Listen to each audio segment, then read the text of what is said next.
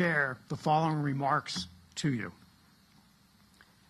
I am sorry I'm unable to attend today's event as I'm participating in the 50th anniversary celebration of our Memphis campus and meeting with those who are working to build our presence in the Mississippi Delta. I know the Secretary is in good hands at this facility. I want you all to know that Secretary Yellen has been a strong supporter of the IRS and our workforce, something that I and the senior team have seen repeatedly. I greatly appreciate the Secretary's efforts to help secure the 10-year funding for the IRS, which marks a transformational moment in our agency. These funds will do a great deal to address the many needs facing our nation's tax system, our taxpayers, and our employees.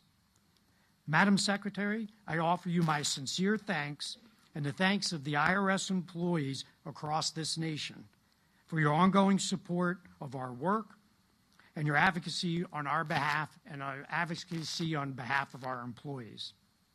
I hope you will enjoy your time here and will join us again in the near future. Signed, Commissioner Rettig.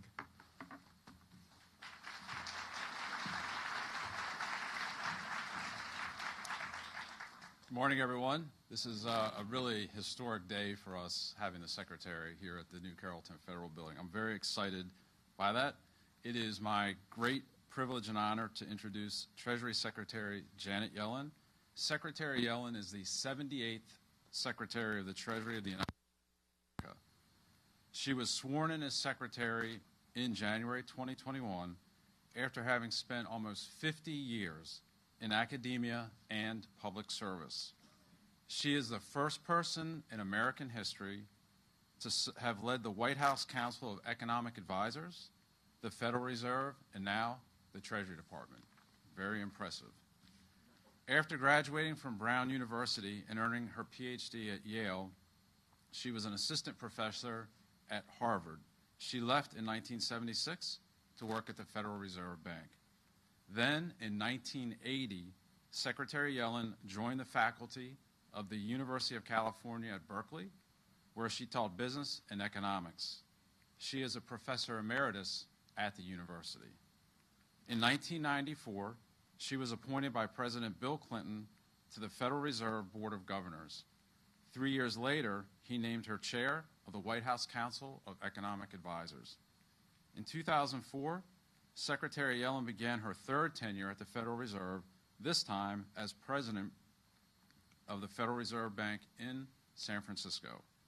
In 2010, President Barack Obama appointed her vice chair of the Federal Reserve before nominating her to be chair of the Federal Reserve. She served as the nation's top banker from 2014 until 2018. We're thrilled to have Secretary Yellen here with us today. Please join me in welcoming her to the IRS in our New Carrollton building.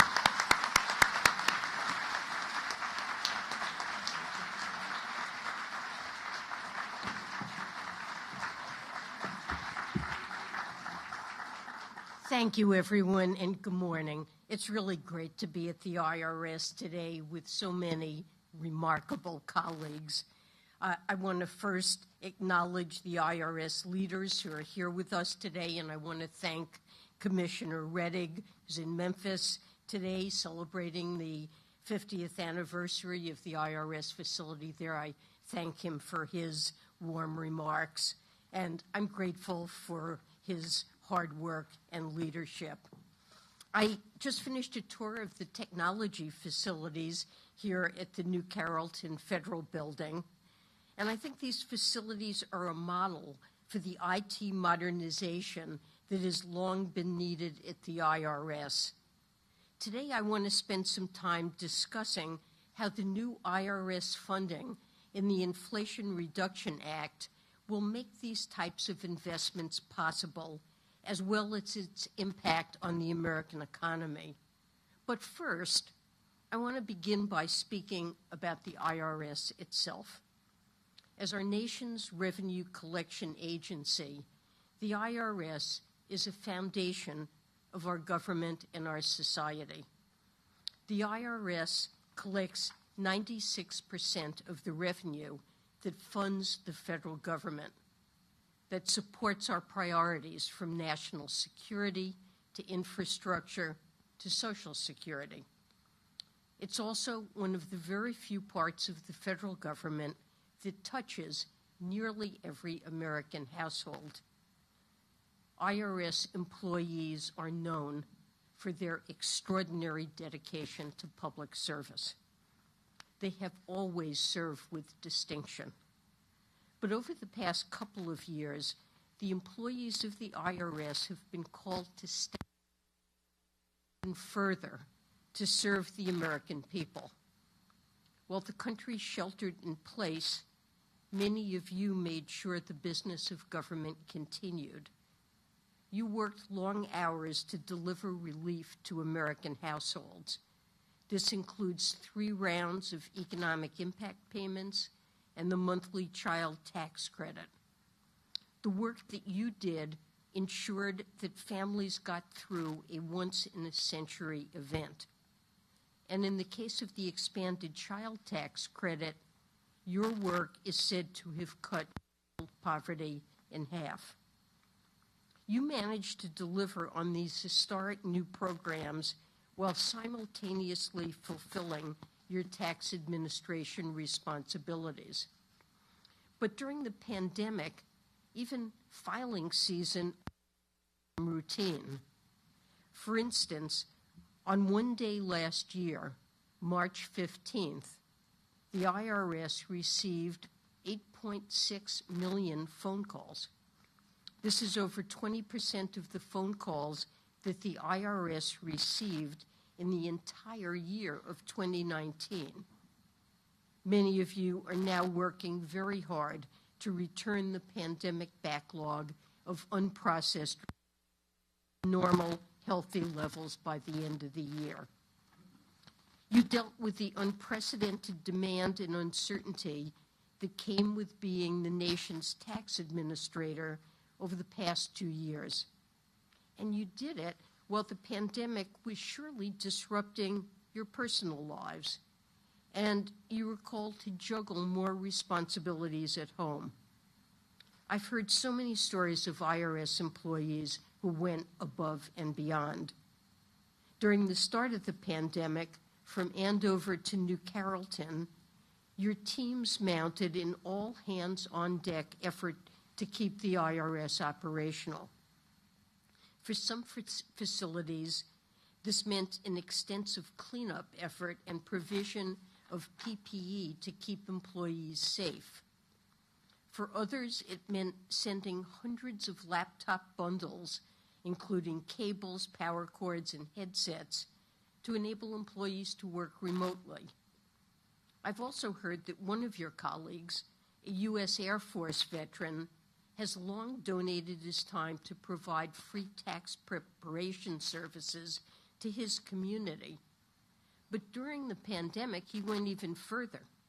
He spent his own economic impact payments on additional laptops to build out the tax assistance site so that more people could get help. And these stories are just the beginning. Just last month here in New Carrollton, I heard that a team of your software developers completed the conversion of more than 200,000 lines of assembly language code to Java.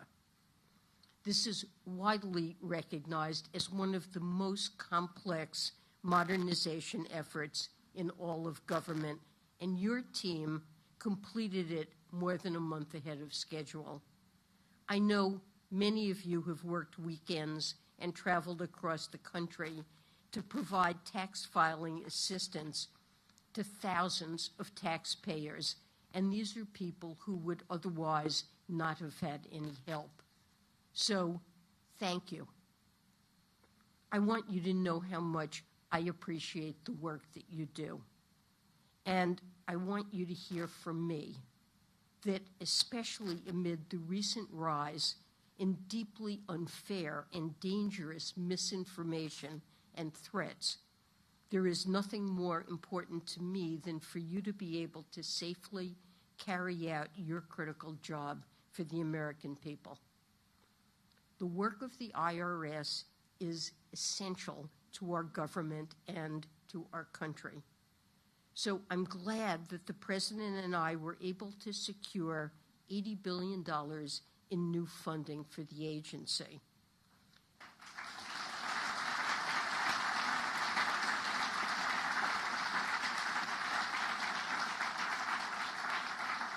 We're very excited about that, and let me explain what this new funding will go toward, as well as how it will build a stronger and fairer economy. For decades, as you know, the IRS has been severely underfunded. Since 2010, the agency's budget has declined by 18% in real terms. This has had a severe impact on the size of the IRS workforce. Even though the filing population has grown significantly, the workforce is now the same size as it was in the 1970s, with fewer auditors than at any time since World War II. And because of this, the IRS has had to scrape to get by. The IRS remains in large part, as you know, a paper-based agency. Employees still open and in some cases transcribe paper returns by hand. Because of budget shortfalls, long-term modernization often has to be cast aside to give employees bandwidth to address more immediate and urgent projects. Facing uncertain budgets year after year, the IRS is often forced to freeze external hiring or otherwise face risks that they cannot pay who they hire. And this leads to delays for the American people and a reduced level of service. The American public and you deserve an IRS that meets its expectations in a modern society. That includes getting phone calls answered, solving problems online, and receiving refunds more expeditiously. America deserves an IRS that has first-rate technology instead of half-century-old programming language as the backbone of its systems. And tax filing should be simple. I recently came across a statistic that it takes an average American 13 hours to file a tax return. Compare that with Sweden. There, some taxpayers can simply file by replying to a text message.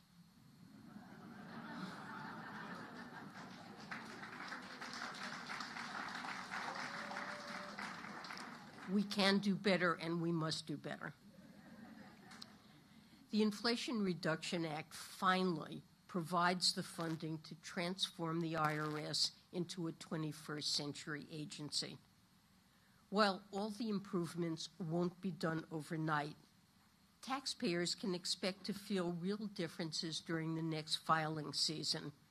And today I'm announcing specific progress we'll deliver on. First, it's critical that all Americans, especially those in the working and middle class, can get tax help at an in-person location when they need it. For too long, IRS tax assistance centers have been massively understaffed and under-resourced. No longer.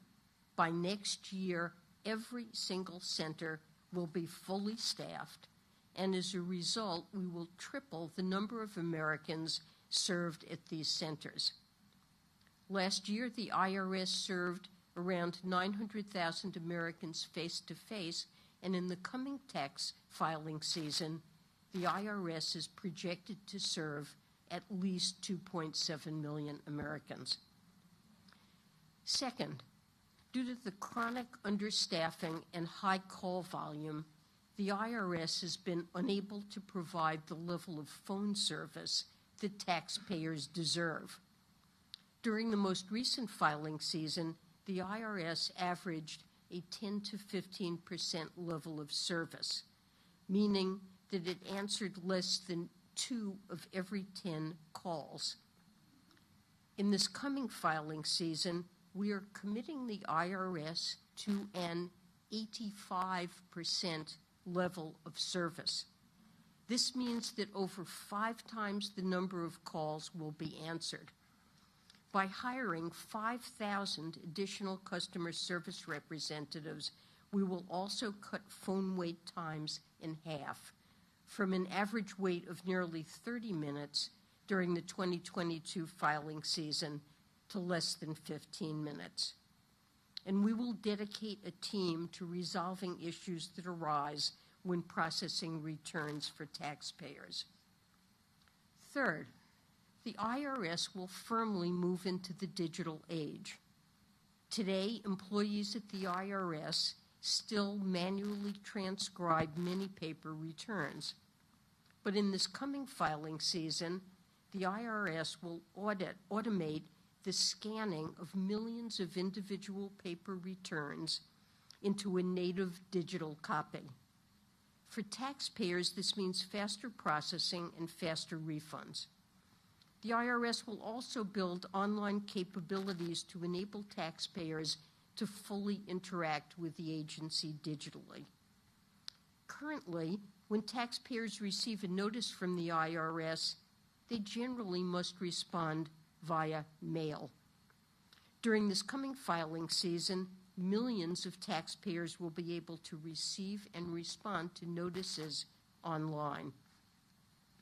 Fourth, to lay the groundwork for the future, I'll convene industry-leading customer service experts from the private sector to make sure that we hear their perspectives on the IRS modernization effort. We recognize that customer service in the future will look different than customer service today, and consulting these experts and employees at the IRS will help us sketch out our vision of what the IRS of the next decade looks like. These are bold commitments that the IRS will deliver in just the next 6 months, and there's more to come in the months and years beyond. In addition to an IRS that can finally serve the American people, we will also have an IRS that makes sure that everyone pays their fair share. The world has become more complex, and enforcing tax laws is just not as simple as it was a few decades ago. Average tax returns for large corporations now can reach 6,000 pages, and more complicated partnerships have skyrocketed from less than 5% of total income in 1990 to over a third today. As a result, the tax gap, which is the amount of unpaid taxes, has grown to enormous levels. It's estimated at $7 trillion over the next decade. And since the IRS has lacked the resources to effectively audit high earners, whose audits are more complex and take more time, these high earners are responsible for a disproportionate share of these unpaid taxes. To illustrate, in 2019, the top 1% of Americans was estimated to owe over a fifth of unpaid taxes, totaling around $160 billion. Data shows that less than half of all taxes from more complex sources of income are paid. Yet nearly all taxes due from wages and salaries, which are earned by ordinary Americans, are paid. In sum, high earners are paying far less than they owe. And this means that working families are shouldering a disproportionate burden of investing in our roads, our schools, military, and more. And this inequity is simply unacceptable. As leaders and employees at the IRS have warned for years now, enforcement of the law is not only a means to raise revenue, it is also a matter of fundamental fairness. It is important for honest taxpayers to know that when they filed their taxes accurately with the IRS, other people are doing the same. With your help, funding from the Inflation Reduction Act will go toward correcting this two-tiered tax system, where high earners play by different rules than working and middle-class families. Specifically, funding will go toward auditing more high earners who have not paid their full bill. With it, we're estimated to raise hundreds of billions of dollars in revenue. Importantly, I've directed that enforcement resources will not be used to raise audit rates for households making under $400,000 a year relative to historical levels. In fact, we expect audit rates for honest taxpayers to decline once the IRS has the right technological infrastructure in place. And that means a simpler tax filing season for taxpayers who are doing everything right. Last week, I gave an economic speech discussing how our administration's plan will create a stronger, more resilient economy with greater fairness for all. And I believe that adequately funding the IRS is core to our success. It raises the revenue for us to make important investments in our economic strength. It makes sure that all Americans are playing by the same rules, and it avoids misallocation of resources in the economy at large, and it does so by deterring taxpayers from shifting their activities toward more opaque sources or engaging in tax evasion. In all, a strong IRS is critical to the economic success of this country, and I am heartened that we are finally reflecting that in our funding decisions. So let me close by returning to where I started. Over the coming weeks and months, you will be asked yet again to meet the moment. As with all big things, it will be difficult, but I hope it will be mostly exciting. You will help create a modernized IRS that serves people efficiently, collects taxes that are owed, and delivers credits and benefits to those who are entitled to them. You'll be called to implement the Inflation Reduction Act's new corporate tax reforms and the green tax credits, which are our largest investment in fighting climate change in our nation's history. And soon enough, you will begin gearing up for the next tax filing season with a mandate and finally resources to properly serve the American people the way they deserve. I know this is a day many of you have worked toward for so long, and I thank you. I will do whatever I can to support you, and today, like every day, I'm proud to be your colleague. Thank you.